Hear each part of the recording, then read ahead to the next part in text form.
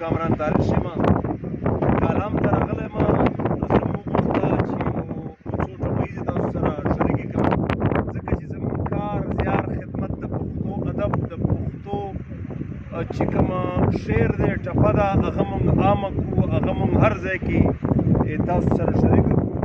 وایي چې راته یو ځلې په خندا شه د زړه زخمونو مې دوا شه دا ځلې بیا اختر ته راشه هغې نه پس یې بیا زما شه زه به دې ټول عمر کومه طوافونه او موږ لا په خپلو کې بشر یو له یو او بل نه مرور یو په انتظار د ښه نظر یو د یو او بل نه خبر یو او ته راته جاړې مات ګودر او چینارونه او تالش چې ستا په عشق کې ګیر دی ځکه لمبو نه را چاپېر دی د یو غریب ملنګ په څېر دی د چا خوږو سترګو خاطر دی او ګنې سکاره په لاس کې چا اخیستی ډېره زیاته مننه خوشحاله اوسئ